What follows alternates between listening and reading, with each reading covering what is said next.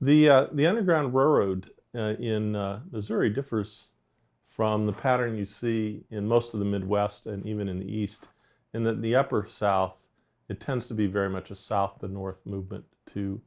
uh, locations further north or even to Canada. Missouri, because of its peculiar geographic location,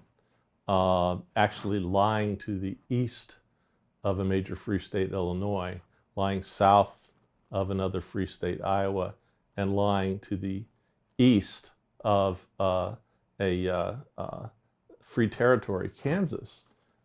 ends up with a situation where a huge portion of its border is surrounded by freedom. And so slaves start running in all sorts of directions as Missouri develops. Um, Probably the most enticing early on is the Mississippi. You can see freedom from the western shore. And slaves run to Illinois, go to locations like Springfield, the state capital, to abolitionist havens like Quincy, Knox College, to black communities like New Philadelphia. And it's been pretty well demonstrated that these are key conduits to help them get further away from Missouri.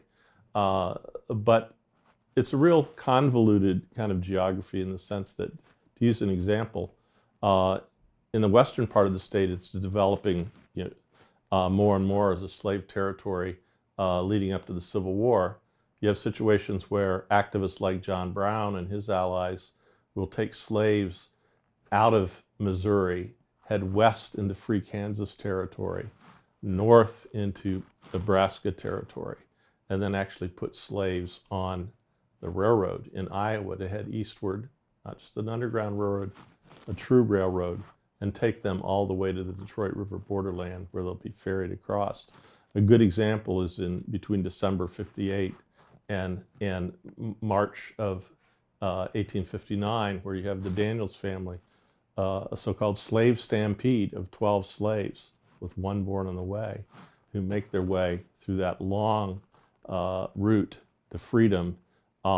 which not only angers a lot of people in western Missouri, but demonstrates to abolitionists that at least they want to see it as a sign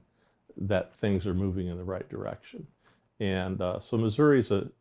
unique in many ways in terms of its slavery history and its runaway history.